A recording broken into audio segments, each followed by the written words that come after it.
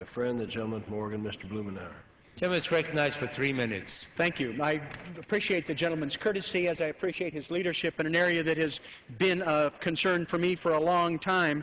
The disappointing and widespread environmental legacy of the Department of Defense, because in every state, communities must deal with former training grounds contaminated with live bombs, leftover shells, leaking chemicals. I have a map here. Every single state, every territory of the United States, and it is an ongoing problem.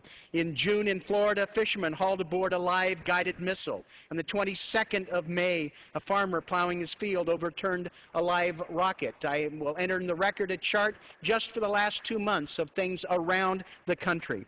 We need to be more serious about it, and I appreciate the committee's help, first of all, in focusing with the Department of Defense, requiring the Secretary to report clearly the funding levels requested for the program. We have a new administration. We hope there will be a new commitment to work on this. With additional transparency, we're much more likely to at least know where we are. It's also time for the military to be proactive and reduce the amount of munitions generated in the first place. I'm pleased that they've agreed to another amendment offered by my friend Ms. Brown-White from Florida to require the Department of Defense to think strategically about ways to lessen the long-term health and environmental consequences. Specifically, development of life cycle accounting for munitions, review of live fire practices, and recommend ways to reduce the costs and incidents of unexploded ordnance.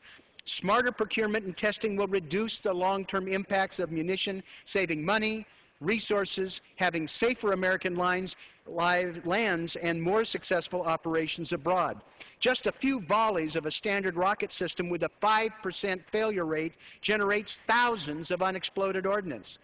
Training lands here at home, it complicates our missions abroad.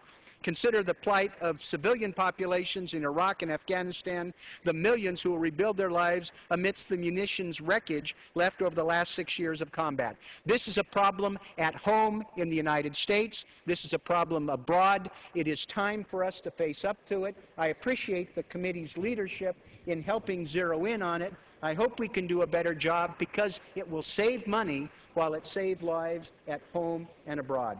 I thank you and I yield back. Gentleman yields back. Gentleman from California.